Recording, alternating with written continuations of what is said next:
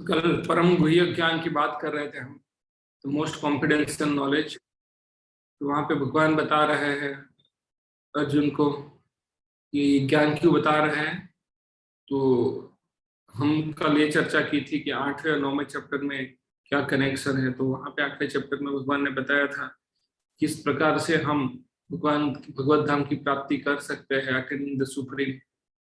वहां पे बहुत सारी टर्म्स एंड कंडीशन थी, लेकिन लास्ट 2 श्लोक में भगवान बोले कि जो भक्त लोग हैं उनको ये टर्म्स एंड कंडीशन, मतलब ये सारे जो टाइम और समय अवधि वगैरह का जो हमें टर्म्स एंड कंडीशन है उसको ध्यान में, उससे उसकी परवाह किए बिना अगर भक्ति में लगे रहते हैं तो हमें वो सब चीजें की चिंता करने की जरूरत नहीं है।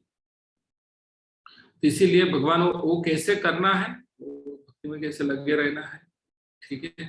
और तो उसके बारे में वह ये अध्याय में बता रहे हैं। तो ये अध्याय में भगवान, तो इसीलिए पहले भगवान बोले कि मैं आपको वो ज्ञान बता रहा हूँ, उसको जान के क्या होगा, जो भी है ये सारे दुख दुविधा से बाहर आप हो जाओगे। तो वही बता रहे हैं कि my dear Arjun, because you are never envious of me, I shall impart to you this most confidential knowledge and realization, knowing which you shall be relieved of the miseries of material existence. फिर अगले श्लोक में बता रहे हैं कि जो ज्ञान है, जितना भी एजुकेशन उसके राजा है, और सीक्रेट ऑफ ऑल सीक्रेट, मतलब ओपनली लिखा हुआ, लेकिन फिर भी पहले की तरह लोगों को समझ में नहीं आता। जब तक हम भक्तों से नहीं सुनते तब तक इसकी पहली सुलझती नहीं है।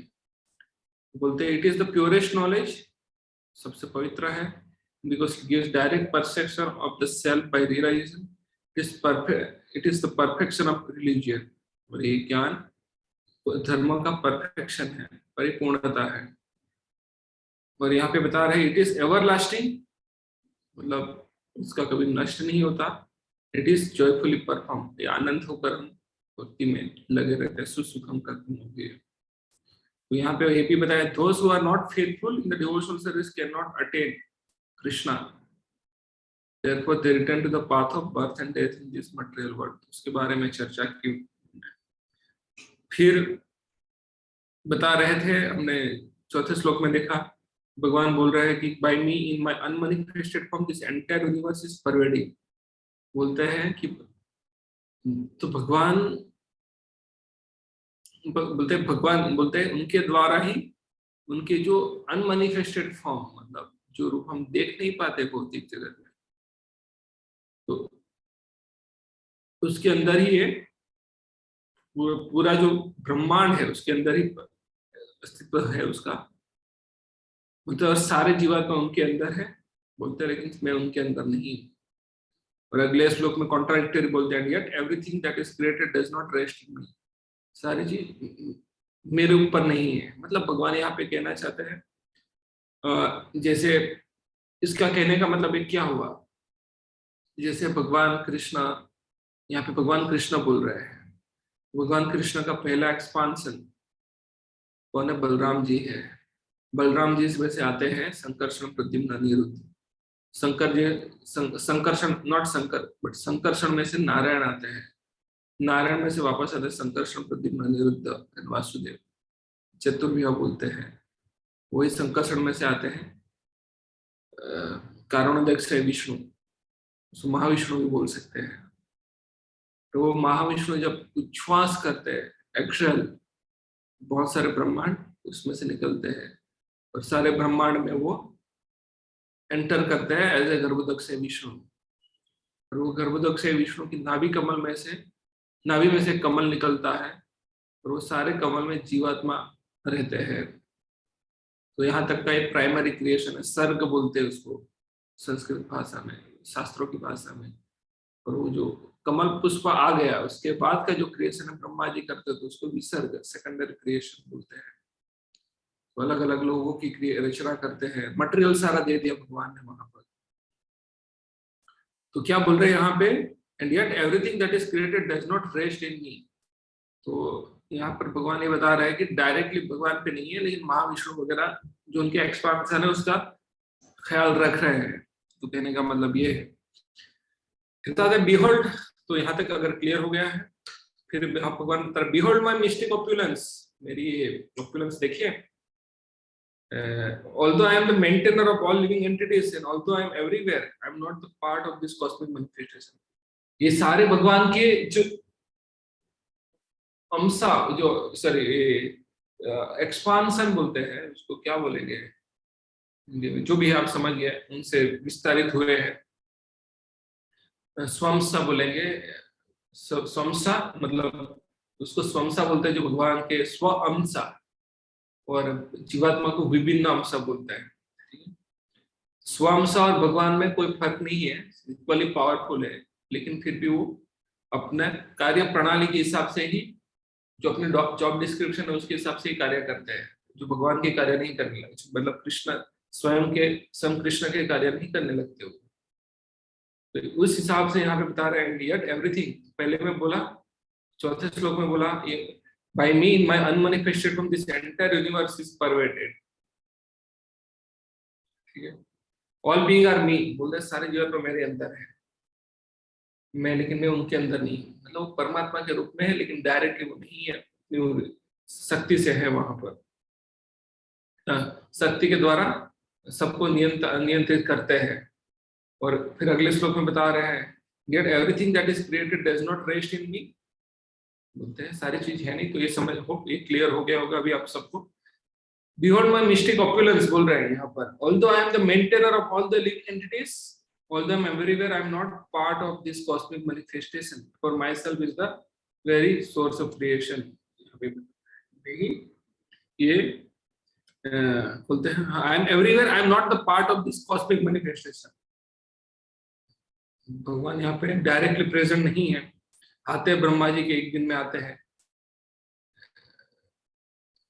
कौन से 7वें मनवंतर के 27-28 चतुर्युग में भगवान आते हैं, एक दिन के लिए आते भगवान, ब्रह्मा जी के एक दिन, हर एक दिन में एक बार आते हैं, तो आते हैं, लेकिन वो हमेशा यहाँ पे प्रेजेंट नहीं रहते, प्रेजेंट भी है नहीं प्रेजेंट है, उसका कहने का मतलब ये है। और बोलते हैं मैं ही ये सारी सृष्टि कर, मैं ही ये जो जितनी भी रचना हुई उसका उद्गम भगवान बता रहे हैं यहाँ पर, I am the source of creation. तो आगे के श्लोक में बता रहे हैं understand that as the mighty wind blowing everywhere rest always in the sky, so same way all created beings rest in me. जैसे, तो कहने का मतलब क्या है, जैसे आकाश में सारी हवा घूमती रहती है, लगता है वो तो इधर से इधर जा रही है, लेकिन वो आकाश की जो सीमा है उसको लांघती नहीं है। उसी प्रकार जो सारे जीवात्मा है उसकी प्रक्रिया भगवान के अधीन ही, भगवान के अंदर ही है सारी। फिर लेकिन हमें लगता है कि वो क्या बोलते हैं, इंडिपेंडेंटली एक्ट कर रहे, कार्य कर रहे हैं ऐसा लगता है, लेकिन भगवान के अंदर ही नियंत्रित है, वो बाउंड्रीज को ब्रेक नहीं कर सकते। तो ये भगवान बता रहे हैं कि ये क्रिएशन जो है वो सन of Kunti at the end of millennium all material manifestation enter into my nature. तो एंड ऑफ द मिलेनियम मतलब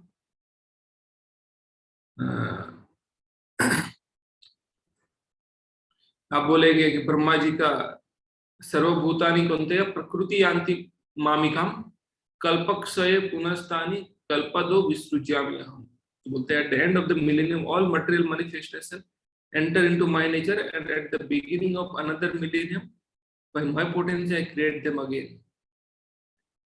तो ये मिलेनियम क्या है, ब्रह्मा जी का एक दिन। The creation, maintenance and annihilation of this material cosmic manifestation are completely dependent on the supreme will of the personality of Godhead। At the end of millennium means at the death of, हाँ यहाँ पे कल्प नहीं, ब्रह्मा जी का मृत्यु के बारे में लिया है। So at the end of the millennium एक कल्प होता है, ब्रह्मा जी का जब मृत्यु होता है उसको मिलेनियम बोलते हैं, ठीक है। तो ब्रह्मा जी की जब मृत्यु होती है तो सारे जीवात्मा महाविष्णु के शरीर में समा जाते हैं वापस, लेकिन वहां पे वो क्या बोलेंगे, इनर्ट स्टेट में होंगे। इनर्ट मतलब सुसुप्त अवस्था में रहेंगे, कोई कार्य नहीं कर पाएंगे, वो सुसुप्त अवस्था में पड़े रहते हैं। सुसुप्त अवस्था मतलब जैसे कि जब अभी जैसे गर्मी की मौसम चल रही है तो हमें पूरा जब जमीन पे देखेंगे तो पूरा सूखा सूखा लगता है, लेकिन जब जैसे बारिश की मौसम आएगी तो क्या होगा, वापस हरा भरा होने लगेगा। मतलब उस सूखेपन में भी जीवात्मा है, लेकिन वो सुसुप्त अवस्था में है। लेकिन उसको जब फेवरेबल अनुकूल वातावरण की उपलब्धि होती है तब वापस वो अपना क्रियाकल्प दिखाते हैं वो लोग। उसी प्रकार जब ब्रह्मा जी की मृत्यु हो जाती है, ब्रह्मा जी के 100 साल समाप्त हो जाते हैं, तब क्या होते हैं, सारे जो जीवात्मा है पर्टिकुलर ब्रह्मांड में वो महाविष्णु में समा जाते हैं। और उनकी राज भी इतना ही होता है, 4.3 billion years, billion earthly years. तो his night is of the same duration. इस मंथ कंसिस्ट 30 सच डेज। तो ये सब हमने डिस्कशन कर लिया है पिछले अध्याय में। तो वापस वही बता रहे हैं, after 100 such years and Brahma dies. तो ब्रह्मा जी का एक दिन होता है वो 4.3 बिलियन ईयर्स होता है। उतना ही नाइट मतलब 8.6 बिलियन ईयर्स, वो एक दिन है ब्रह्मा जी के। और ऐसे 30 दिन होंगे तो वो एक महीना हो जाएगा, और ऐसे 12 महीने होंगे तो एक साल होंगे ब्रह्मा जी का। और ऐसे 100 साल ब्रह्मा जी जीते हैं। तो अभी हम 51st ईयर में है ब्रह्मा जी के। So after 100 such a years when Brahma dies, the devastation of or annihilation take place. This means that energy manifested by the Supreme Lord is again wound up in himself. भगवान के अंदर वापस वो चली जाती है और सुसुप्त अवस्था में पड़ा रहता है। And again when there is a need to manifest the cosmic world, it is done by his will. मतलब भगवान की इच्छा से वापस आता है। बहुश्याम, although I am one, I shall become many. This is the aphorism of Chandogya Upanishad. So Upanishad means it's still the transition phase from बोलते हैं at least karmic life to karma kanda to at least some realization, God realization. Maybe it may be personal or whatever, but it's transition phase. So he expand himself with the material energy and whole cosmic manifestation again take place. ऐसा चलता है पूरा। Anyway, तो उस प्रकार से है। तो आगे के श्लोक में बता रहे हैं, प्रकृतिम समदिष्ट स्वम अवष्टभ्यम विसृजामि पुनः पुनः भूतग्राम इमं कृष्णम अवसम प्रकृतिर तिर्वशा। तो बोलते हैं यहाँ पर, तो whole cosmic order is under me. ये भगवान की देख रेख में सब चलता है, और भगवान की निगरानी में ही क्या बोलते हैं, वो वापस उसका शुरुआत, उसका क्या बोलते हैं, सृष्टि होती है, और वो उनकी निगरानी में ही वो सृष्टि का अंत होता है। भगवान यहाँ पर बोल रहे हैं। तो अभी जब भगवान ने बोल दिया कि जो भगवान के भक्त लोग हैं उनको ये सब चीजों से परे होते हैं, तो क्यों भगवान ने ऐसा किया है? तो भगवान बोल रहे हैं, मेरे अंदर ही सब चल रहा है, मैं इस सृष्टि का करता दाता। मेरे भक्त लोग होंगे उसको तो डेफिनेटली कंसेशन मिल ही जाएगा, ठीक है। तो इसलिए सब बता रहे हैं यहाँ पर। फिर आगे के श्लोक में बताते हैं, न च माम तानि कर्माणि निबंधन्ति धनंजय उदासीन अवदासीनम असक्तम तेषु कर्मसु। तो यहाँ पे बोल रहे हैं, वो Dhananjay, all this work can not bind मी।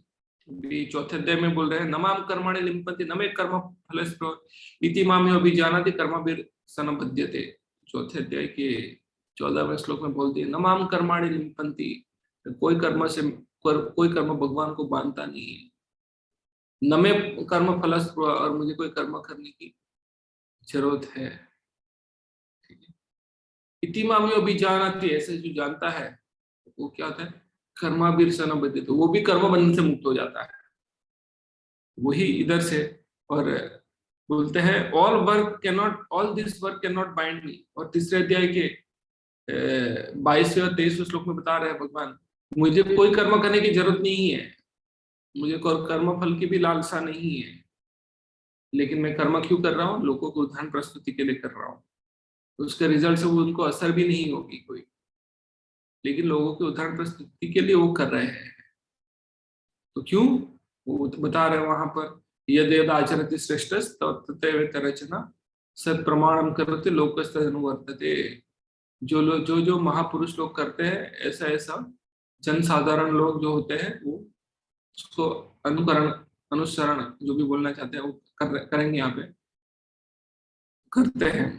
तो अगर मैं सही रास्ता उनको नहीं दिखाऊंगा तो वो लोग भी मेरा अनुसरण करेंगे या अनुकरण करेंगे, और फिर मैं ही इस सृष्टि की शांति भंग का कारण बनूंगा, भगवान बता रहे हैं यहाँ पर।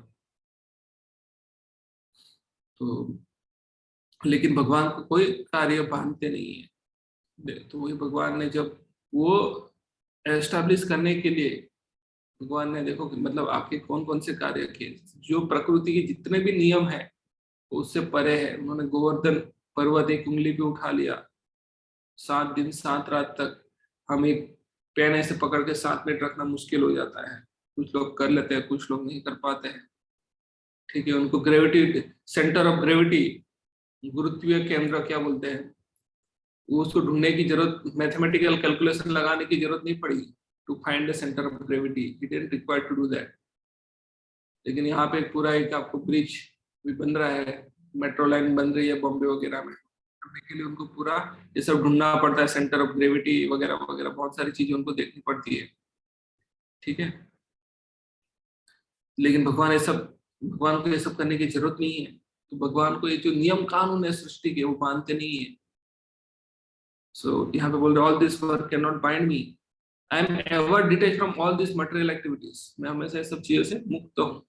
किस प्रकार से मुक्त है? भौतिक जगत में वो दिखाई देते हैं लेकिन उससे वो लिप्त नहीं है। तो कैसे? लिप्यते न पापे न पद्म पत्रमिवाम्बस। तो कौन सा श्लोक है? ब्रह्मण्यादाय कर्माणि संगम त्यक्त्वा करोति यः लिप्यते न पापे न पद्म पत्रमिवाम्बस। तो भगवान एक कमल के पत्र की भांति है, सृष्टि में आते हैं फिर भी वो मतलब कमल का पत्र जो पानी में होता है लेकिन पानी उसको स्पर्श नहीं कर सकता, उसी प्रकार भगवान को भी। और उसी प्रकार जो मुक्त आत्मा होते हैं, जो जिसका हम कर्मयोग भी करते हैं, थोड़ा उच्च भी भक्ति का यंग भी करेंगे, वो सब चीजों से मुक्त हो जाता है। तो यहाँ पे बता रहा है ever detach from all this material activities seated as though neutral. तो न्यूट्रल की तरह रहता है यहाँ पर। आगे के श्लोक में बता रहे हैं भगवान, मया अध्यक्षेण प्रकृति सूयते सचराचरम हेतुनानेन कौन्तेय जगद विपरिवर्तते। तो बोल रहे हैं this material nature which is one of my energy is working under my direction, O son of Kunti, producing all moving and non-moving beings. Under its rules, this manifestation is created and annihilated again and again. This material nature is one which is one of my energy, भगवान बोल रहे हैं। और वो भगवान की निगरानी में, दिशा अनुसार, भगवान के निर्देशानुसार वो कार्य कर रही है। तो भगवान के निर्देशानुसार जब कार्य कर रहे हैं, माने तो जैसे मानो कि मेरी कोई कंपनी है और वहां पे कोई एम्प्लॉइज आते हैं, के लिए नियम कानून होता है कुछ, कोई वेल विशर्स आ जाते हैं और नजदीक आ जाते हैं, उनके लिए वो रूल्स रेगुलेशन हम क्या बोलते हैं, रूल्स रेगुलेशन, उसको हम ले लेते हैं उधर से, राइट, इनके ऊपर लागू नहीं करते हैं। उसी प्रकार जब भगवान ने पिछले अध्याय में, 8वें अध्याय में सारे टर्म्स एंड कंडीशन दिखाई, अरे आपको भगवत धाम आना है तो दिन के समय में जब सूरज उत्तरायण में हो, फिर क्या क्या बताया, हाँ ये समय शुक्ल पक्ष में अगर कोई शरीर छोड़ या त्याग करता है तब, और मुझे स्मरण करके, मतलब भगवान को स्मरण करके कोई शरीर त्याग करता है तो वही भगवान के धाम में आ सकता है। और उसमें कौन से देवी देवता का प्रभाव होना चाहिए, वो सारी चीज लिखी है। योगी को भगवान के ना उनका, उनकी क्या बोलते हैं, ध्यान एक भ्रुकुटी के ऊपर होना चाहिए। ये सब कैसे कर सकते हैं हम? बहुत मुश्किल होता है, राइट। एक चींटी काटती है तो भी हम जप करना मुश्किल हो जाता है। ठीक है, भगवान बोल रहे हैं तो ये सब चीजें भक्तों के ऊपर लागू क्यों नहीं होता? क्योंकि सारी सृष्टि मेरे नियंत्रण में कार्य करती है। वर्किंग अंडर माय डायरेक्शन, उनको निर्देश देने वाला व्यक्ति मैं ही हूँ। जब मैं बोलूंगा अरे वो भक्ति कर रहे हैं, उनको छोड़ दो, तो छोड़ देंगे। तो बोला उनको कंसेशन दे दो, जैसे बोलते हैं प्राइम मिनिस्टर को मिलना है तो बहुत सारे प्रोटोकॉल फॉलो करने पड़ते हैं, आप गूगल्स पहन के नहीं जान सकते, पर्टिकुलर क्लोथ पहनने पड़ते हैं, उसके ड्रेस कोड होते हैं, और कौन बात करेगा, सारी चीजें ध्यान पहले से पूर्व निर्धारित होती है वो सब चीजें। तो लेकिन जब अगर प्राइम मिनिस्टर बोलते हैं कि ठीक है, ऐसे प्रोटोकॉल की कोई जरूरत नहीं, मैं सीधा बात करूंगा, तो हो जाता है। उसी प्रकार जब भगवान बोलते हैं ठीक है, अरे बोलते हैं ये थाम हम प्रपद्यन्ते ताम सत्य भजामि हम मम वर्तमान वर्तते मनुष्य पार्थ सर्वोच्च। बोलते हैं जिस जिस भाव से मेरी और वो शरणागत होता है, उस भाव से मैं उसके साथ आदान प्रदान करता हूँ। चौथे अध्याय के 11वें श्लोक में बोला है। इस प्रकार भगवान भी ऐसे ही करेंगे भक्तों के लिए। तो ये सब चीजों के लिए भगवान बता रहे ये सब, जो भक्त है ये दो पाथ, रात्रि वाला और दिन वाला, उसको इस सब चीजों को से डरने की जरूरत नहीं है, ये सबसे परे हो जाते हैं भक्त लोग। क्यों? भगवान बता रहे कि वही सृष्टि के कर्ता धाता है, वही निर्देशन करता है सृष्टि के, और उनके निर्देशन में ही क्या होता है, ये जो भौतिक सृष्टि है उसका रचना होती है और उसका अंत भी होता है। भगवान यहाँ पर बता रहे हैं। तो अगले श्लोक में भगवान बता रहे हैं अभी, तो यहाँ पर 9वें अध्याय में इसीलिए स्पेसिफिकली कि ऐसा क्यों होता है, तो भगवान बता रहे हैं कि मैं ही सृष्टि का कर्ता धाता हूँ। लेकिन बोल रहे हैं जैसे ये जो श्रद्धावान व्यक्ति होते हैं ये समझ पाते हैं, लेकिन जो मूर्ख लोग होते हैं, जैसे 7वें अध्याय के 15वें श्लोक में भगवान बोले थे, नमाम दुष्कृति न मूढ़ा प्रपद्यन्ते न राधम माया भरत ज्ञानम आसुरीं भावम आश्रिता। तो बोलते हैं those miscreant who are grossly foolish, who are lowest among mankind, whose knowledge is stolen by illusion। 4 प्रकार के लोग हैं जो भगवान के पास आते नहीं, उसके बारे में बताया है।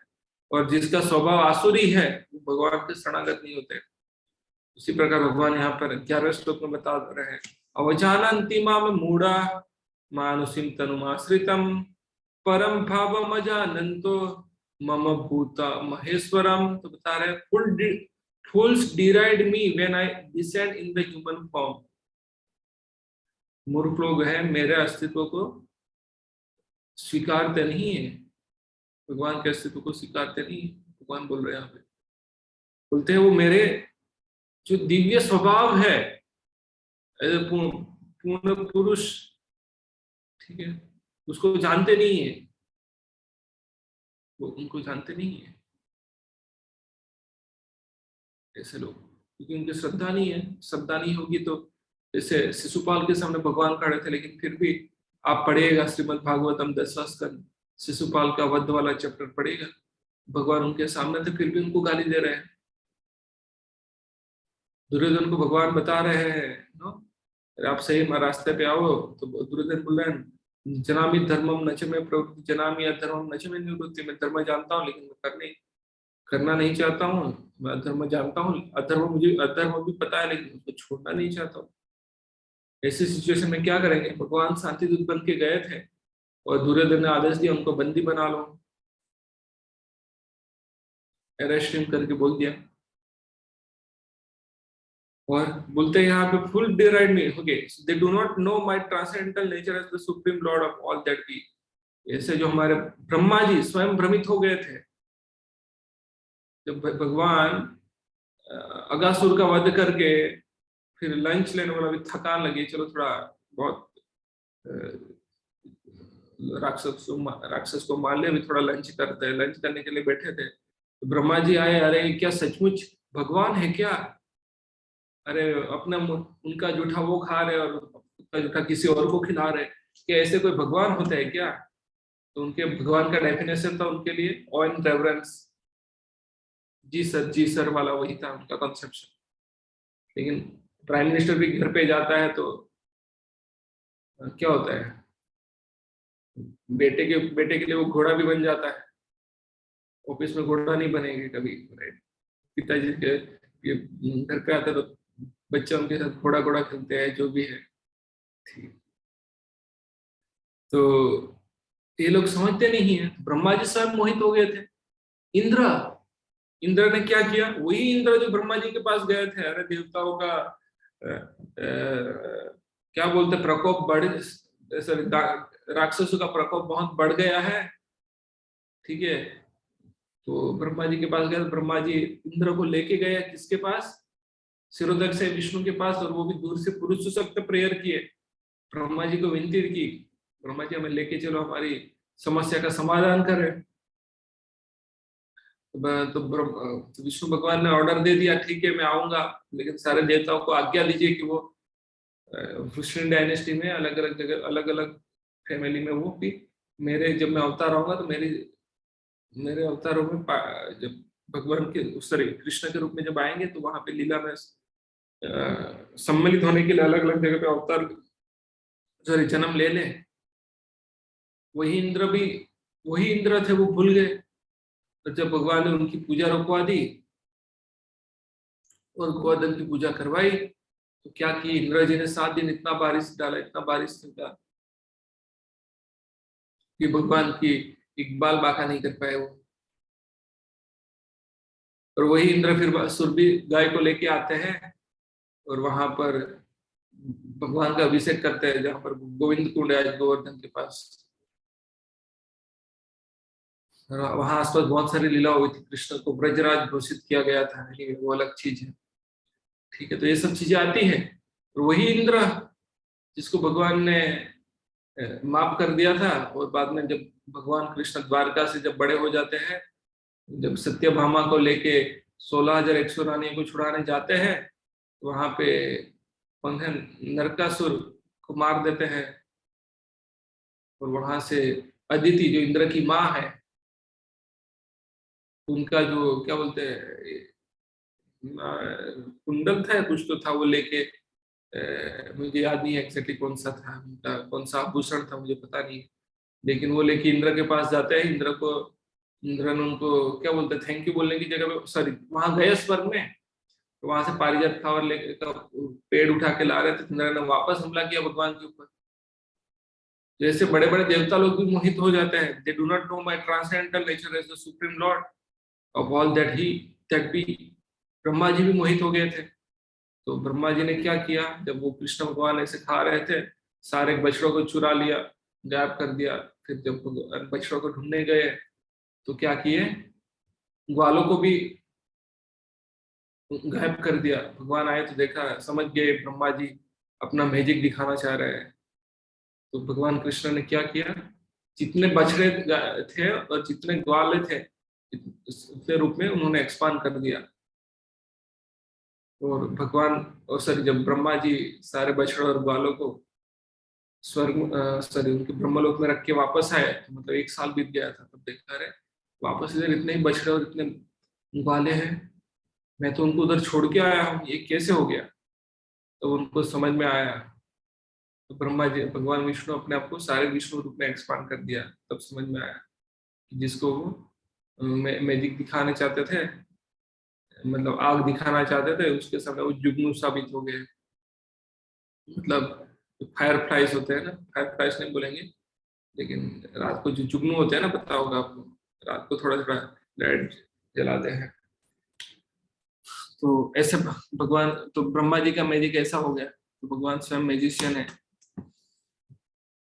इसीलिए बोलते हैं वो समझ नहीं पाते ब्रह्मा भगवान की लीला लोग, ठीक है। तो भगवान यही कहना चाहते हैं यहाँ पर। हम आगे बढ़ते हैं अभी। तो आगे के श्लोक में बोल रहे हो, मोगा सामोग कर्माणो मोगो ज्ञान विचेतसा राक्षसीम आसुरीम चैव प्रकृति मोहिनी श्रिता। तो बोलते हैं, those who are thus bewildered are attracted by demonic and atheistic views। ये तो हमने 7वें अध्याय में समझ लिया है। In that deluded condition, their hopes for liberation, their fruitive activities and their culture of knowledge are all defeated। कैसे? ये दोनों का समन्वय है। अवजानन्ति मां मूढ़ा मनुष्यं तनुमाश्रितम्। उनका ज्ञान कवर हो चुका है। माया प्रति ज्ञान, उसमें सबसे ज्यादा मूर्ख होते हैं वो ज्ञानी समझते हैं, लेकिन उनको पता नहीं ज्ञान का लक्ष्य क्या। ऐसे लोग, those who are thus bewildered by are attracted by demonic and atheistic views. In the deluded condition, their hopes for liberation, their fruitive activities, their culture of knowledge are all defeated. तो ऐसा उनका हाल हो जाता है। अगले श्लोक में भगवान बता रहे हैं, लेकिन अभी उनको कौन समझ सकता है, जैसे उसमें भी बताया था, कौन, 4 लोग नहीं समझ सकते हैं, 4 लोग समझ सकते हैं। इस प्रकार से यहाँ पर भी है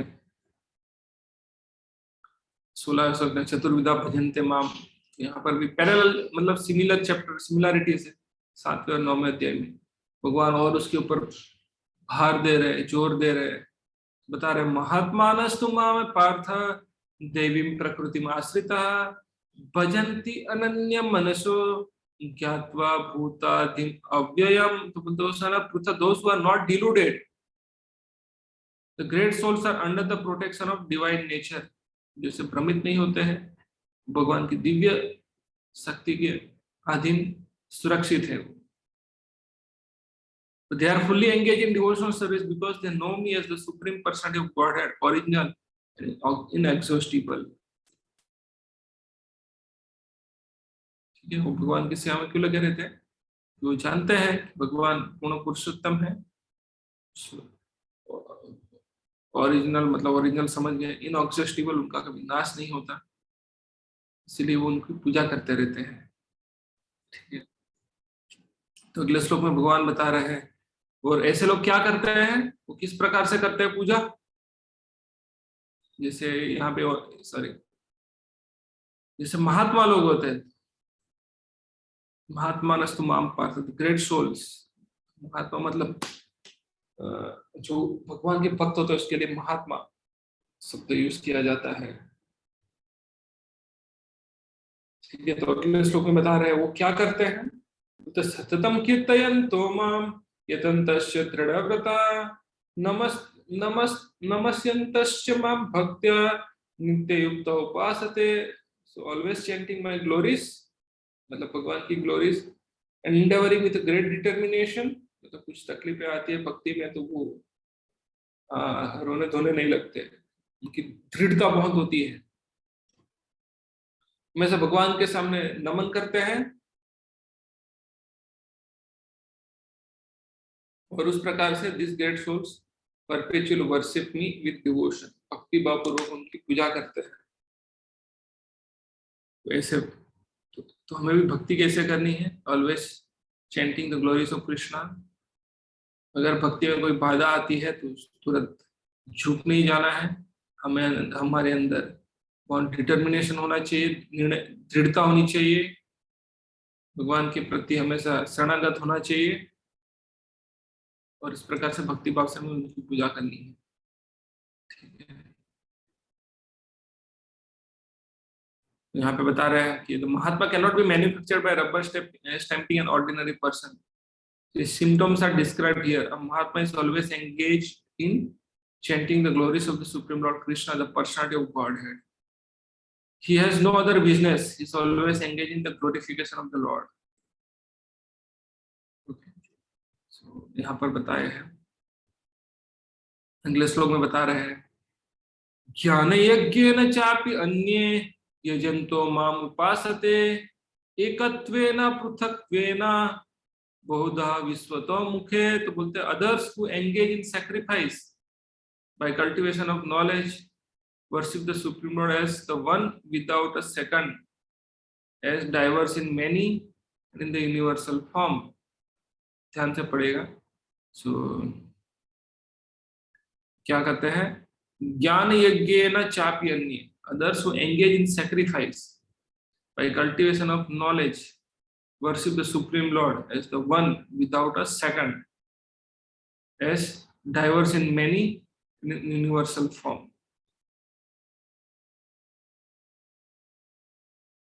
यहाँ पे बहुत ही अच्छा चीज बताया है। So this verse is the summary of the previous verse. The Lord tells Arjuna that those who are purely in Krishna consciousness and do not know anything other than Krishna are called Mahatma. सिर्फ भक्ति के अलावा कुछ नहीं है ऐसे लोगों को, और भक्ति ही सर्वस्व है, इसके अलावा कुछ नहीं है ऐसे लोगों को महात्मा बोलते हैं। लेकिन उसके बाद भी there are other person who are not exactly in the position of mahatma but worship Krishna also. जैसे चतुर्विधा भजन्ते मम, मतलब 4 तरह के व्यक्ति भगवान की पूजा करने की शुरुआत करते हैं, शुद्ध भक्त नहीं हो चुके हैं, पूजा करते हैं, शुरुआत की है। Begin, main begin render devotional service, उसमें से सबसे उदार क्या है? तेसाम ज्ञानी नित्य युक्ता, सबसे विशेष कौन है? ज्ञानी।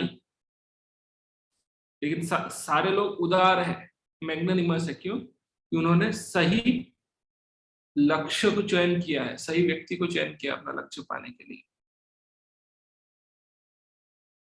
ठीक है, ऐसे बहुत सारे व्यक्ति प्रयत्न करते हैं, लेकिन उसमें से एक व्यक्ति होता है, वो बहुत बहुत ज्ञानियों में भी ऐसे बहुत सारे लोग होते हैं, भवनाम जन्म नाम अंते ज्ञानवान प्रपद्यन्ते वासुदेवम सर्वमिति समात्मा सुदुर्लभ। तो बहुत जन्म और मृत्यु के बाद he was actually in knowledge surrender unto Krishna, knowing him to be the cause of all causes and all that is such a great soul is very rare। मतलब ज्ञानी की बात पर भी होने के बाद वो बहुत रेयर होते हैं। यहाँ पर भी भगवान बता रहे हैं ऐसे बहुत अलग लोग भी होते हैं, डायरेक्ट प्योर शुद्ध भक्ति में नहीं मानते हैं। So yet there are other person who are not exactly in the position of Mahatma but who perceive Krishna also in different ways. Some of them have already been described as the distressed, ये तो हमने discuss कर लिया। But there are other who are still lower and these are divided into 3, मतलब वो 4 के अलावा और भी कुछ लोग हैं, बोलते हैं वो 3 लोग कौन है? और मतलब जो 4 बता दिए सातवें अध्याय में, उसके अलावा 6 लोग बताए थे सातवें अध्याय में। एक मोक्षकामी, 4 लोग थे आर्तो अर्थात जिज्ञासु ज्ञानी, और वहां पे बताया था शुद्ध भक्त, मतलब केवल भक्त, उसके बारे में बात की थी। तो यहाँ पे बता रहे he who worship himself as one with the supreme lord, सबसे लोअर कैटेगरी है।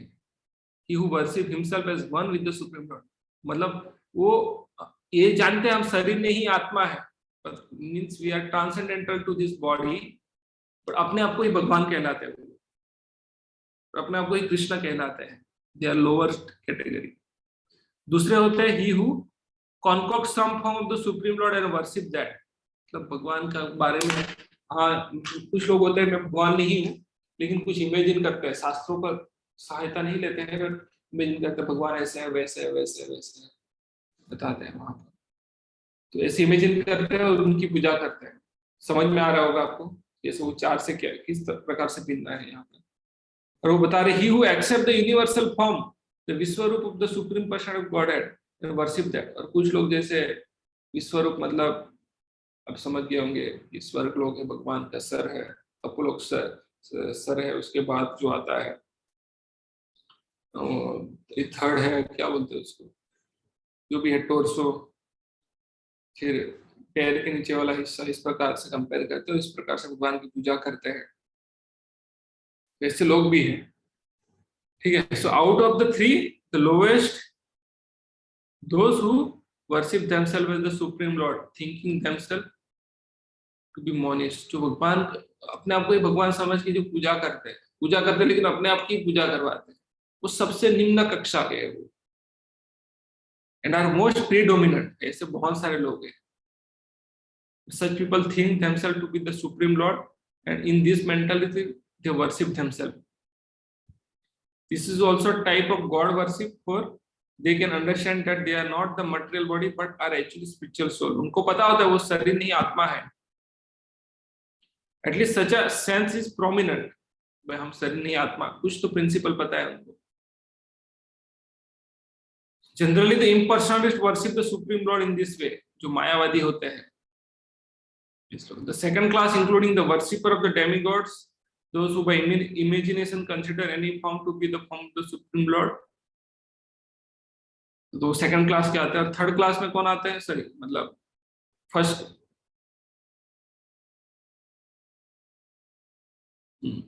और कुछ लोग होते हैं ये भौतिक जो होते हैं उसको ही सर्वस्व मान लेते हैं।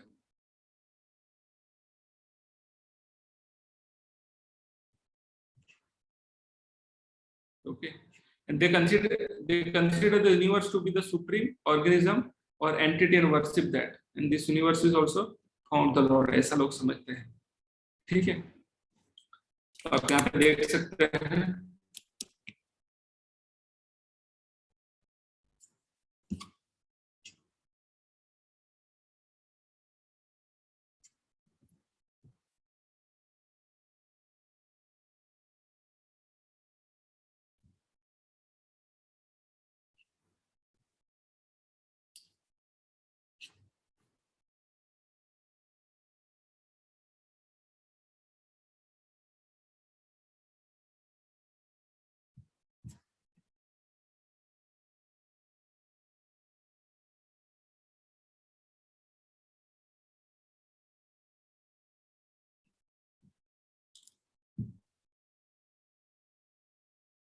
तो यहाँ पे अन्य भक्त के बारे में बताएंगे भगवान।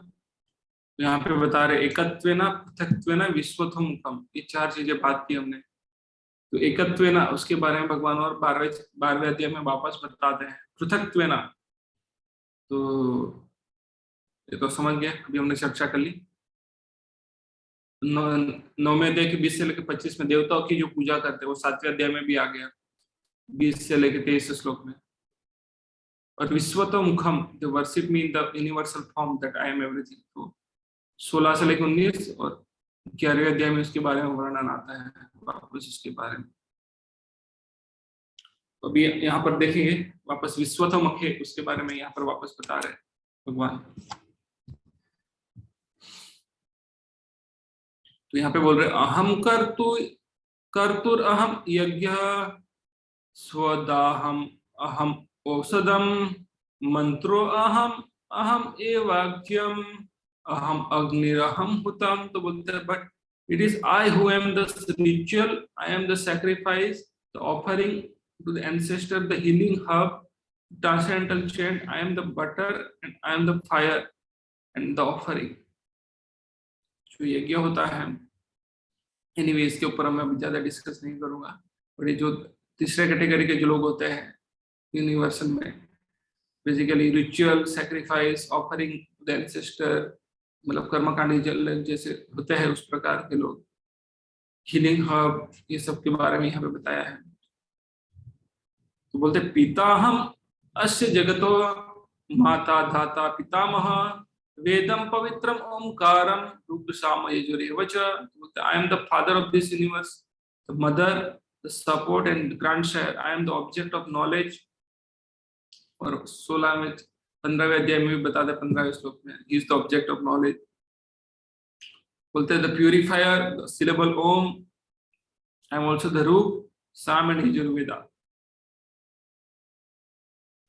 अगले श्लोक में भगवान बता रहे हैं गति भर्ता प्रभु साक्षी निवास शरणम सुहत प्रभव प्रलय स्थानम निदानम बीजम अव्ययम। तो बोलते आई एम द गोल।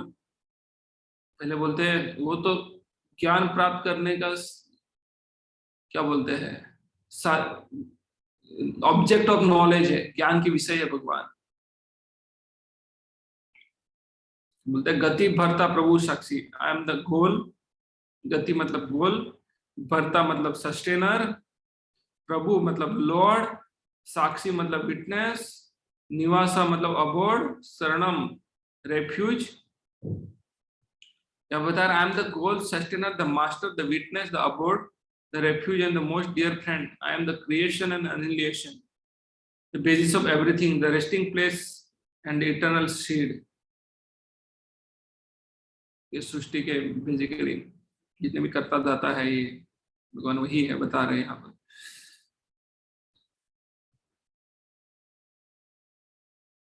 फिर आगे बोलते हैं तप तप तपामि अहम अहम वर्षम निगृहाणि सृजामि च अमृतम चैव अमृतस्य च सदा सच्चाहम अर्जुन। तो बोलते हो Arjun I give heat, I withhold and send for the rain, I am immortality, I am also the death personified, both spirit and matter are in me. Basically भौतिक जगत में जो भी चीज उसके बारे में बोल रहे हैं भगवान यहाँ पर। अगले श्लोक में बताते हैं, त्रिविधामां सोमपः पूत पापा यज्ञ इष्ट्वा स्वगतिम पार्थयन्ते ते पुण्यम आसाद्य सुरेंद्र लोकम अशांति दिव्यान दिवि देव भोगान। तो बोलते, those who study the Veda and drink the som juice, seeking the heavenly planets, worshipping me indirectly, इसे वहां पर भी आया था 7वें अध्याय में। बेसिकली डेमिगॉड वर्शिप के बारे में है। Those who are worshipping, they are indirectly worshipping Krishna। यहाँ पे 20वें लेके 23 श्लोक में आया था। इन्हें वापस नहीं जा रहा वहां पर। Purified of the sinful reaction, they take birth on the pious heavenly planet of Indra, where they enjoy godly delights। ऐसे लोगों को क्या करते हैं, देवता की पूजा करते हैं तो उनको हेवनली प्लैनेट्स मिलता है पायस क्रेडिट प्राप्त होने के लिए, होने के बाद। और अगले श्लोक में बता रहे, तेतम भुक्त्वा स्वर्गलोकम विशालम क्षीणे पुण्य मर्तलोकम विसन्ति एवं त्रयी धर्म अनुप्रपन्ना गता गतम काम कामा लभन्ते। जैसे स्वर्गलोक प्राप्त करते हैं उसका क्या होता है, देवताओं की पूजा करने से क्या होता है, उसमें क्या बोलते हैं, when they have thus enjoy vastly heavenly planet, मतलब तीसरे कैटेगरी के लोग जो इस प्रकार से देवताओं की पूजा करते हैं उसको हेवनली प्लैनेट मिलता है। और वहां पे बहुत लंबे समय तक इंद्रिय भोग करने के बाद जब उनका वीजा क्रेडिट खत्म हो जाता है, वीजा एक्सपायर्ड हो जाता है, पायस क्रेडिट का एक्सपायर्ड हो जाती है, क्या करते हैं, they return to this mortal planet again, क्षीणे पुण्य पुण्य मर्त्य लोकम विसन्ति। बोलते हैं, thus those who seek sense enjoyment by adhering to the principle of the three Vedas achieve only repeated birth and death।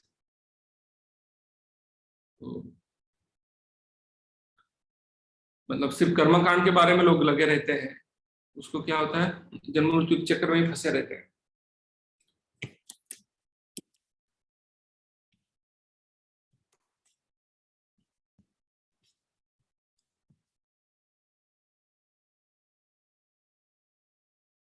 तो ये दूसरा वाला डेमिगॉड वर्शिप वाला हो गया, हमने ये वाला कर लिया। Krishna is all pervading ultimate shelter and cause of all causes. Krishna is the various element of all sacrifice. Basically ये तीसरे कैटेगरी के लोगों के बारे में बताया। अभी डेमिगॉड वर्शिप के बारे में बताया, attain heaven by piety, coming back to earth, क्षीणे पुण्य मर्त्य लोकम विसन्ति, यहाँ पर उसके बारे में बताया है। तो बोल रहे हैं यहाँ पर, लेकिन उससे ऊपर ही कौन है, pure devotees of Krishna attain unfailable protection. तो यहाँ पर क्यों बताया, जैसे हमने 8वें अध्याय में एक चीज देखी थी कि जो शरीर छोड़ता है वो मतलब पाथ ऑफ डार्कनेस के हिसाब से अगर वो शरीर छोड़ते हैं तो उनको वापस आना पड़ता है। लेकिन जो उजाले का जो रास्ता दिखाया गया तो उसके हिसाब से लोग शरीर छोड़ेंगे तो उसको आना नहीं पड़ता है। लेकिन बोले भक्तों को ये सब करने की जरूरत नहीं है, भगवान बोले उधर, ठीक है। फिर भगवान बोल रहे हैं यहाँ पर कि मैं ही ये सृष्टि का करना चाहता हूँ, मेरे नियम के अधीन है। और ये सब बताते हुए बोल रहे हैं कि 3 प्रकार के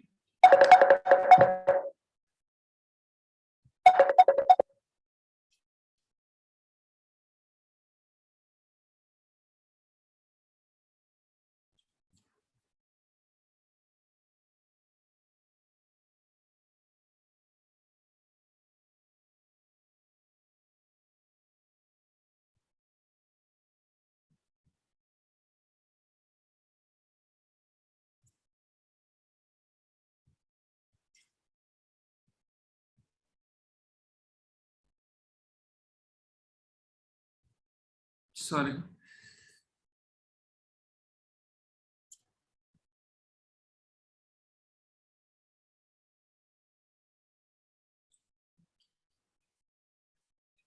तो यहाँ पर बता रहे हैं, in contrast to the demigod worship the pure, हाँ सॉरी मेरा लिंक टूट गया,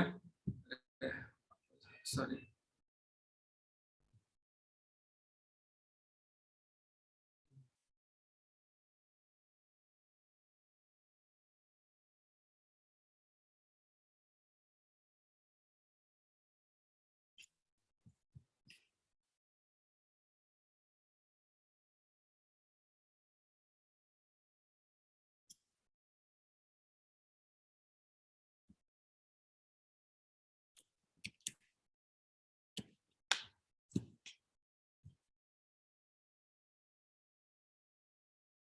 रियली सॉरी, थोड़ा पीछे स्लो डाउन हो गया।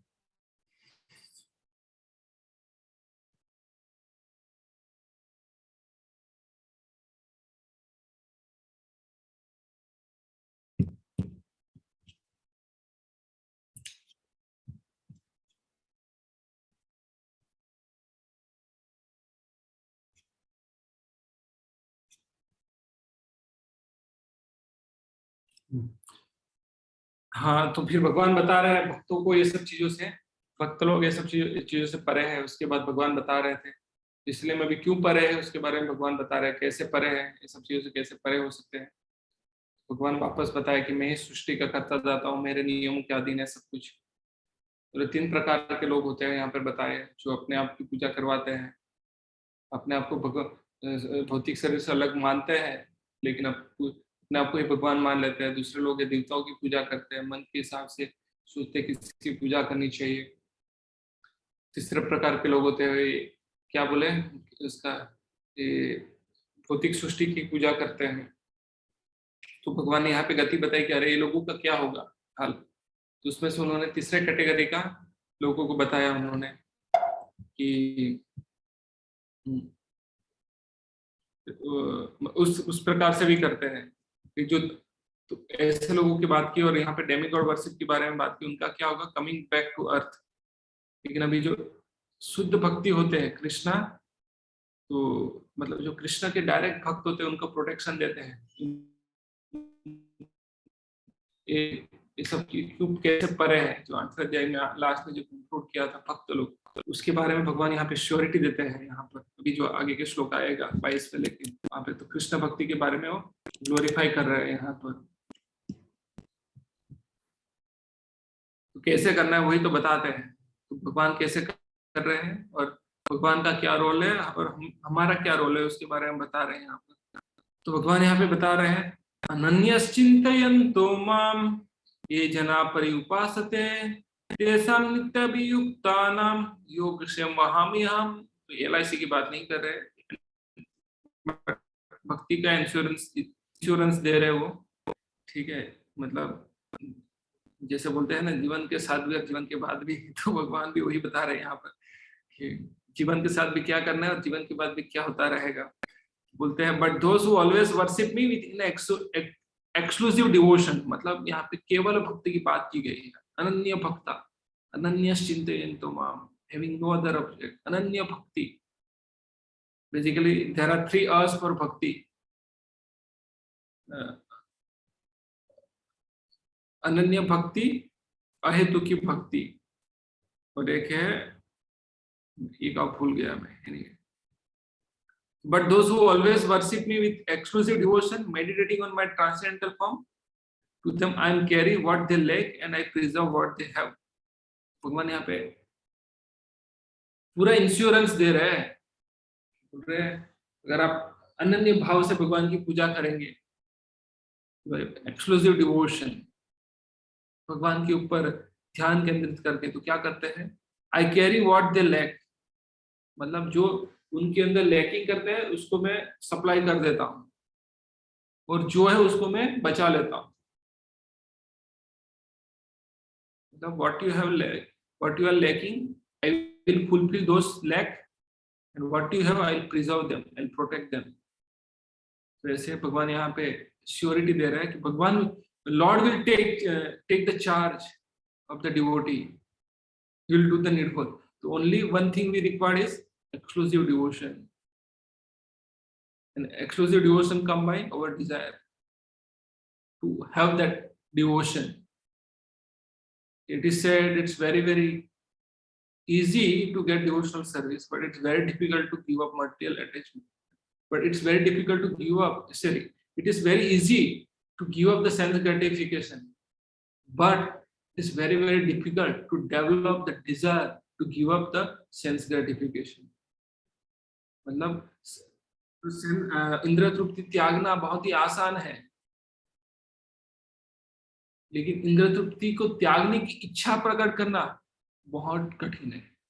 इच्छा ही नहीं जाती, बस मुझे लगता है ठीक है थोड़ा और भोग लेते हैं बोले। लेकिन यहाँ पर बोल रहे एक्सक्लूसिव डिवोशन, ठीक है आपके अंदर इतना शुद्धिकरण नहीं हुआ है, अब शुद्ध भक्ति, लेकिन है आप इतनी इच्छा, स्ट्रॉन्ग इच्छा होनी चाहिए भगवान की भक्ति करने की। इच्छा, इच्छा रखो, भगवान उसको फुलफिल कर देंगे।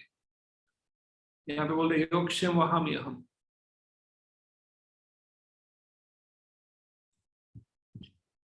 ठीक है, तो इसलिए जो भगवान की जो भक्ति करते हैं एक्सक्लूसिव डिवोशन, उसका नियंत्रण भगवान के हाथ में होता है। भगवान संभाल लेंगे। अगर कोई बोले कि अरे हम अंत समय में भगवान को याद नहीं कर पाएंगे, तो भगवान बोले आई will take care.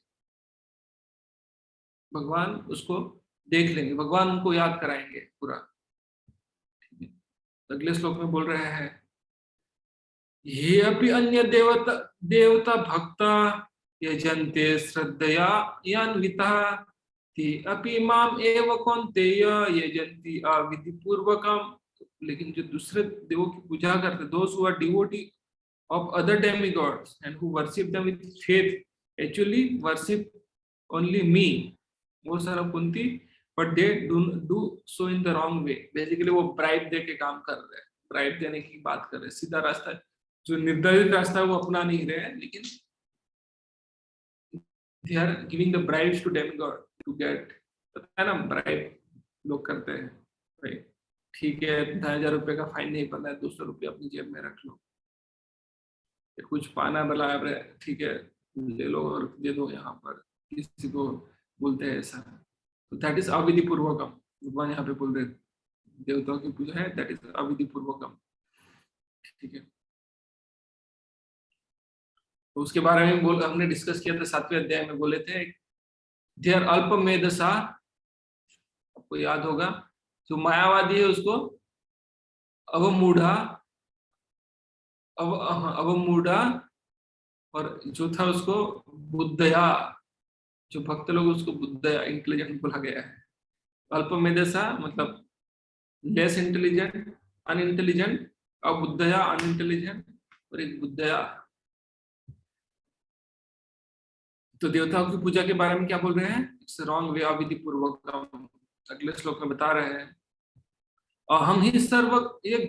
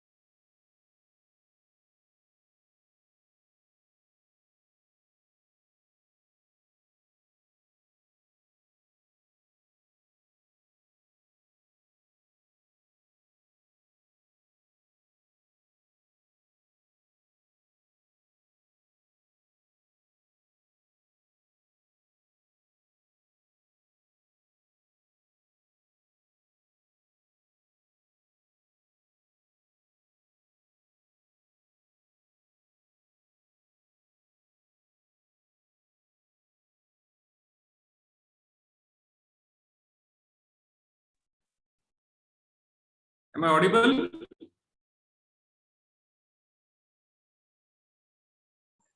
Yes, Prabhuji. तो यहाँ पर बता रहे अहम ही सर्वय ज्ञानम Hare Krishna, Prabhuji. भोक्ताम Yes, you are audible. अहम ही सर्वय ज्ञानम भोक्ताम च प्रभुरेव च न तु माम अभिजानाति तत्वेन तत्वेनांतस्यवन्ति ते। तो बता रहे हैं आई am the only enjoyer and master of all sacrifice. ये अभी 5वें अध्याय के 29वें श्लोक में बता रहे थे। ये भगवान इस सृष्टि के भगवान के भक्त हैं। ये सब चीजों से कौन से जो 2 पाथ मेंशन किया, रात्रि गमन और दिन गमन, दिन का पथ, वो सबसे क्यों परे होते हैं। तो बता रहे थे क्योंकि नहीं, ये सब जितने भी चीज है वो भगवान के लिए करनी चाहिए, वही उसके भोक्ता है, वही उसके स्वामी है। अगर हम जब उनकी भक्ति करेंगे तो और वही सृष्टि उनके ही नियंत्रण में सारे कार्य करती है। तो भगवान इतने सर्वस्व है तो definitely we will be beyond if we directly worship the Lord। यहाँ पर इसलिए भगवान बता रहे हैं कि I am the only enjoyer and master of all sacrifice। भोक्ता रमेंगे तपसाम सर्वलोके महेश्वरम 5.29 में बताए थे। Therefore those who do not recognize my true transcendental nature fall down। और जो भगवान को समझता नहीं है उनके लिए ये तकलीफ हो जाती है, फिर पतन हो जाता है।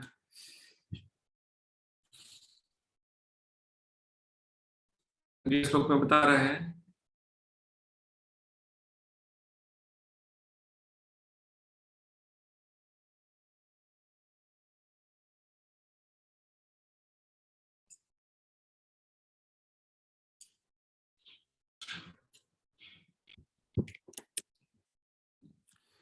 फिर बोलते हैं अगर कुछ लोग देवताओं की पूजा करते हैं, मतलब और जो पाथ बताए एकत्वेना पृथक्त्वेना विश्वतम मखे, तो 3 रास्ते बताए, तो ये सारे पाथ एक ही लक्ष्य की प्राप्ति नहीं कराते, वो अलग अलग लक्ष्य प्राप्त कराते हैं। जैसे कि देवान देवी जो अंति मत यांति मत भक्त यांति मामपि, मतलब जो देव की पूजा करते हैं वो देव के पास जाते हैं। और भगवान बोले थे वहां पे जो भगवान की पूजा करते हैं वो भगवान के पास जाते हैं। तो वापस यहाँ पे बोल रहे इतने सारे रास्ते हैं लेकिन सारे रास्ते एक ही लक्ष्य पे नहीं ले जाते, इसलिए बोल रहे हैं यांति देवव्रता देवान पितृन यांति पितृव्रता भूतानि यांति भूतेज यांति मदयाजी नो अपि माम। तो बोलते हैं those who worship the demigods will take birth among demigods। जो देवता की पूजा करते हैं उनको देवताओं के लोग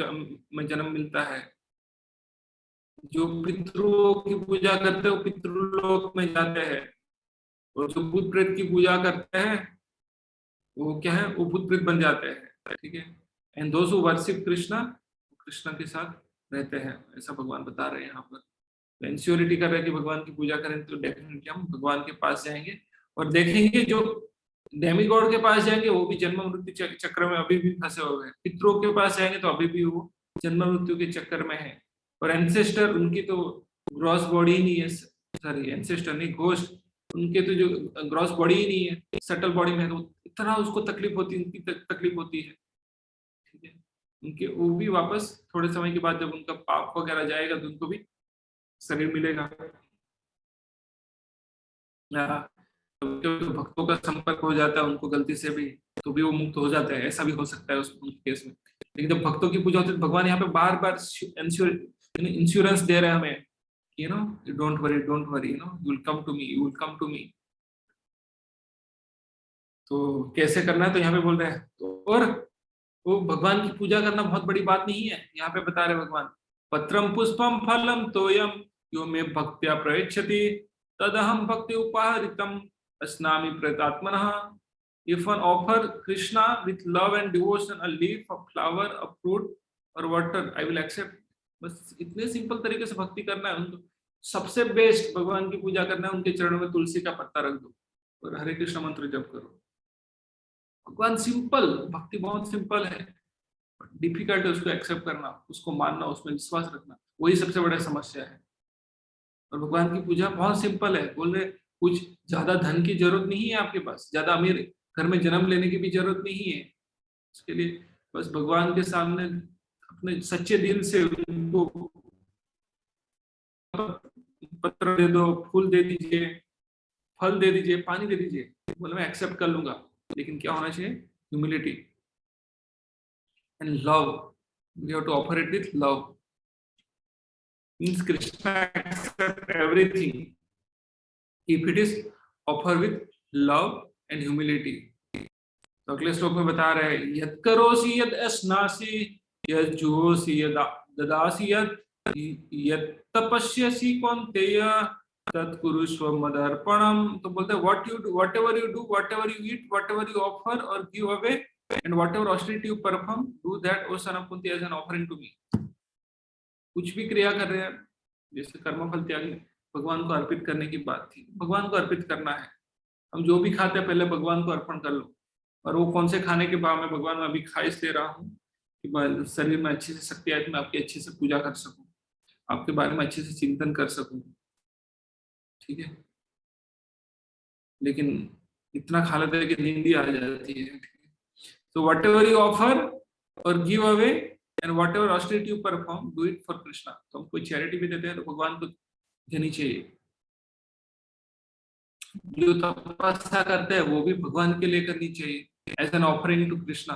कृष्ण को खुश करने के लिए वो करना चाहिए, ठीक है। तो बहुत ही सिंपल सरल है, मतलब बस केंद्र में भगवान को रखना है। फिर बोलते हैं शुभ अशुभ फलेर एव मोक्ष से कर्म बंधने संन्यास योग युक्तात्मा विमुक्तो मां उपेक्ष्यसि। तो बोलते हैं in this way you will be freed from bondage to work and it's auspicious inauspicious result. कर्म बंधन से मुक्त हो जाएंगे इस करने से। Your mind fix on me in this principle of renunciation, you will be liberated and come to me। जैसे प्रभुपाद बार बार श्लोक बोलते हैं हमें युक्त वैराग्य करना है। जो भी क्रिया कर रहे हो उसमें भगवान ऐड कर देना है, या तो उस कर्म का फल भगवान को अर्पित कर देना है, ठीक है। किसी को बोलते हैं मैं कुछ दूसरा कार्य नहीं करता, तो जो क्रिया कर रहे हैं, कर्म कर रहे हैं, वही उसी में भगवान ऐड कर दीजिए। सो दैट इज निष्काम कर्म। शुद्ध भक्ति है, बोलो भगवान जो भी बोलोगे वो मैं करूंगा। तो कोई भी चीज हम कर रहे हैं भगवान को ऐड कर दीजिए। अनासक्त से विषय यथारम उपयुज्यता निर्बंध कृष्ण संबंध युक्तम वैराग्य उच्यते। तो मैंने 4 वैराग्य की बात की है, युक्त वैराग्य, फालतू वैराग्य, मरकट वैराग्य, श्मशान वैराग्य, वो ऑलरेडी हम चर्चा कर सके।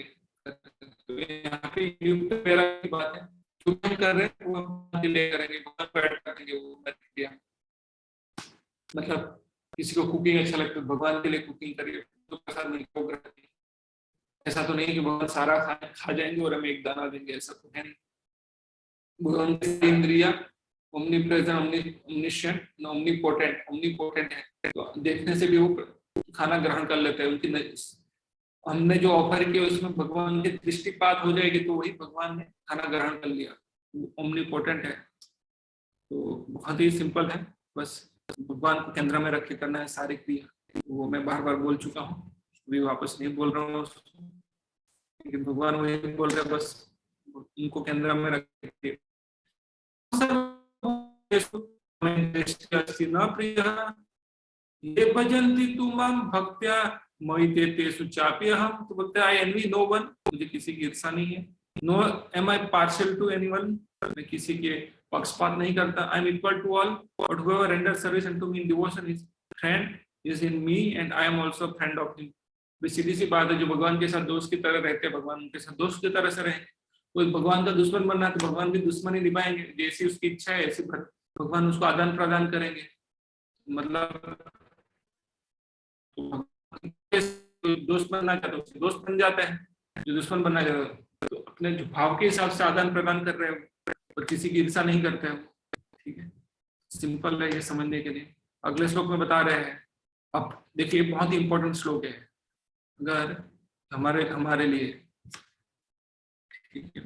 आज में थोड़ा सारी श्लोक बाकी है, उसके बाद हम समाप्त कर देते हैं इसको। यहाँ बोल रहे हैं भजते माम अनन्य भाग साधुरेव समन्तव्य सम्यक अवस्थितो ही सह। तो बोलते हैं Even if one commits the most abominable action, सबसे हीन कार्य करता है कोई व्यक्ति, but if he is engaged in devotional service, he is to be considered saintly because he is properly situated in his determination. कभी क्या होती है, हमें पुराने आदत होती है, तो उसकी वजह से वो वापस रिहैबिट, वो आदत वापस आ जाती है, वो हम करना नहीं करते, फोर्सफुली आ जाती है, और कभी कभी हमारा पतन हो जाता है। इसी पतन हो जाता है, पिछले एक होती है वासना वृत्ति एंड संस्कार होते हैं ना, वासना होती है पुरानी पड़ी होगी, पूरी तरह से वाइप्ड आउट नहीं हुई है, तो कभी कभी वो वापस अटैक करता है, तो कभी कभी आकस्मिक फॉल डाउन हो जाता है। आकस्मिक फॉल डाउन मतलब कभी कभी हम गलती से बहुत हीन कार्य कर बैठते हैं, तो ऐसे लोगों को भी भगवान बोल रहे हैं साधु रेव समंतव्य, ये मेरा मत है। भगवान बोल रहे हैं मंतव्य, बोलते भगवान मैं उसको साधु बोलूंगा, ऐसे व्यक्ति को भी मैं उसको घृणा नहीं करूंगा, उसको तिरस्कार नहीं करूंगा, ये व्यक्ति को मैं साधु बोलूंगा, क्योंकि उसने पास से ही चयन किया था, लेकिन उसके पिछले कर्मों की वजह से या कुछ वासना वृत्ति संस्कार बचे थे उसकी वजह से, या कुछ अचानक गलती से उनका फॉल डाउन हो गया, ठीक है, वो वापस खड़ा होके वापस पाथ पे आएगा, जैसे विश्वामित्र को हुआ था, वापस उसने प्रयत्न किया और वो सक्सेस भी हो गए। तो यहाँ पे बहुत इंपॉर्टेंट है, लेकिन जानबूझ के नहीं करना है। एक बार, दो बार, 3 बार, 4 बार, 5 बार एक्सीडेंटल फॉल डाउन हुआ, लेकिन बार बार नहीं करना है यहाँ पर, ठीक है। तो यहाँ पे भगवान बोल रहे हैं कि भक्ति इतनी पावरफुल है कि ऐसे व्यक्ति को भी भगवान साधु बोल देते हैं। अगर उसने भक्ति का पाठ लिया लेकिन गलती से गलत कार्य कर दिए, तो ऐसे व्यक्ति को भी भगवान ने कैटेगराइज किया है साधु। मतलब साधु गुरु बोलते हैं ना, guru means they are always highly situated, but sadhu में क्या होता है, they have set right example but in between they fall down, और they could not sustain that right example for long time, but their path was right and they were on the right path, so they are considered as a sadhu. So Krishna is telling that they are sadhus. That is the opinion of Krishna. Okay, तो यहाँ पे बोलते हैं on the other hand one should not misunderstand that devoting transcendental devotional service can act in all kind of abominable ways. उसका मतलब ये नहीं है कि भाई हमें करते रहना है गलत कार्य, ये एक्सीडेंटल फॉल डाउन की बात की है। Okay.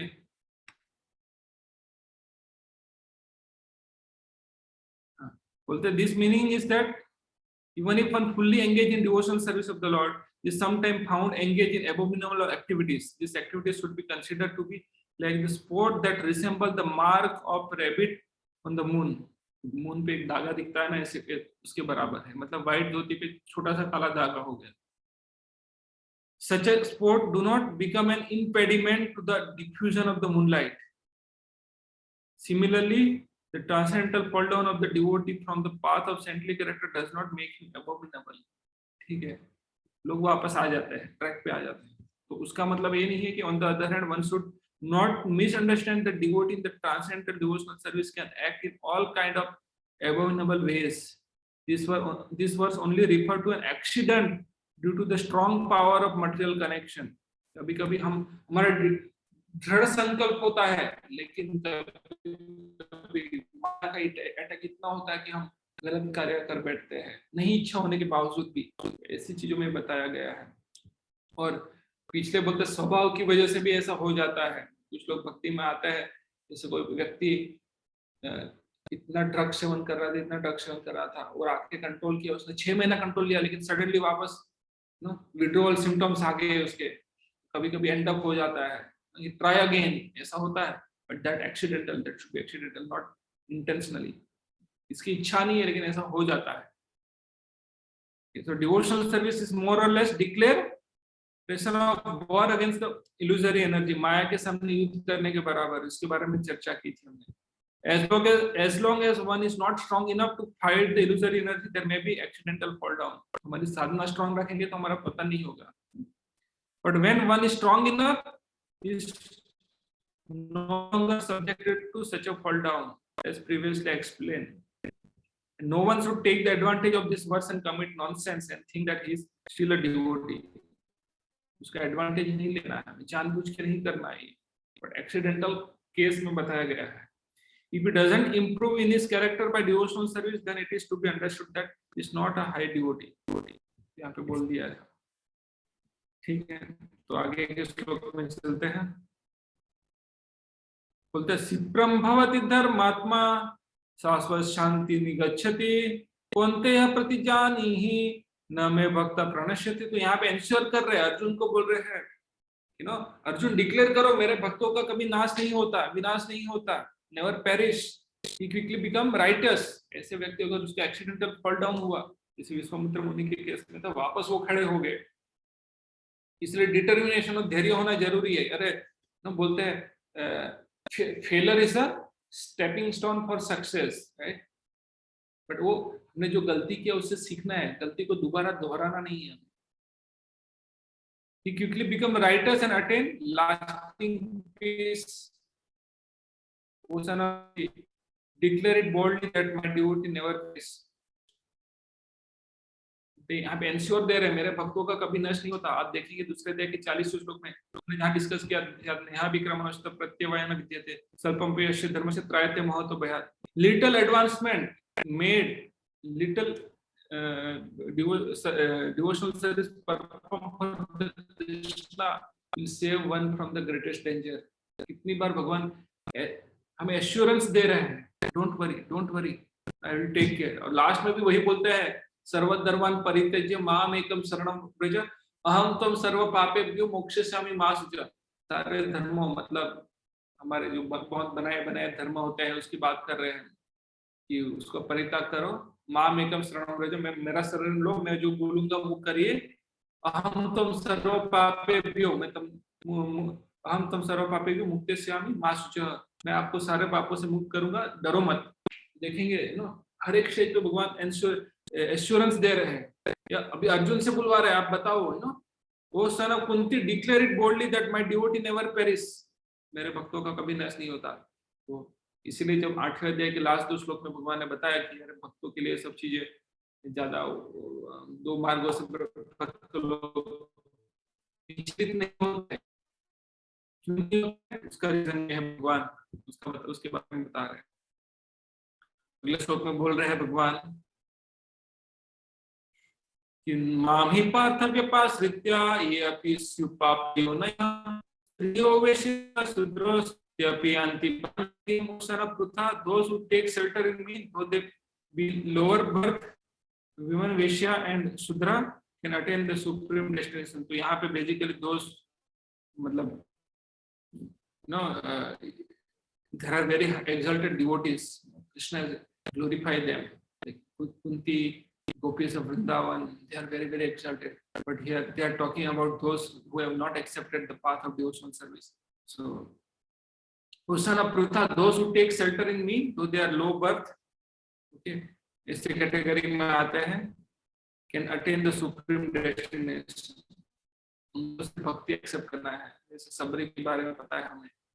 They were very exalted, although they have taken a birth in lower birth as per the system. Hridas Thakur, he was exalted. That's what Krishna is giving assurance here. The next verse he says that Kim puna brahmana punya bhaktya rajarsaya tatha anityam sukham lokam imam prapya bhajasva mam. तो बोलते हैं how much more this is so of the righteous brahmana. अरे this is even low born log होते हैं, means they are means not exalted in terms of spiritual guna and karma. They also will be elevated by the power of bhakti, right? What he said, can attain the supreme destination. दो जो भगवान की शरण लेते हैं वो भगवान को प्राप्त कर सकते हैं. तो उसके बारे में तो बोलना ही क्या. Those who have taken birth, righteous family like Brahmana, devotee, saintly king, therefore having come to this temporary miserable world, engage in loving service unto me. इसलिए बोल रहे हैं कि भक्ति में लगो. भक्ति में लगे रहो, भगवान यहाँ पर ये बोल रहे हैं।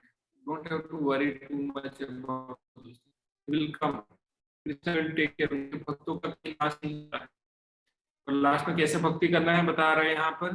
ये लास्ट श्लोक है, मनमना भव मद भक्तो मदयाजी माम नमस्करो मामेवेश युक्तत्वम आत्मना मत परायणा। तो बोलते हैं engage your mind always in thinking of me. 7वें अध्याय की शुरुआत वही हुई थी, मया सक्त मना पार्थम, मन अपने में लगाओ। ठीक है, so engage your mind always in thinking of me, become my devotee. बोलते हैं मद भक्तो मदयाजी offer your obeisances to Krishna, नमस्करो वर्शिप कृष्णा। बोलते हैं मामेवेश युक्तत्वम आत्मना मत परायणा। बोलते हैं being completely absorbed in me surely will come to me. Just simple बोले हैं, अपना मन हमेशा मेरे में लगाओ, मेरे भक्त बन जाओ, मतलब भगवान के बोल जाओ, भगवान को प्रणाम करो, भगवान की पूजा करो, और इस प्रकार से कंप्लीट एब्जॉर्प्शन हो जाएगा। तो आपको ये सारे 2 पाथ जो बताए भगवान ने, रात्रि गमन, दिन गमन, ये सब की वो सारे टर्म्स एंड कंडीशन से आप परे हो जाओगे, और आपस इंश्योरेंस दे रहे भगवान यहाँ पर कि you will come to me. Okay, so this ends the Bhaktivedanta purport of 9th chapter of Srimad Bhagavad Gita in the matter of most competence and knowledge. So then, Hare Krishna.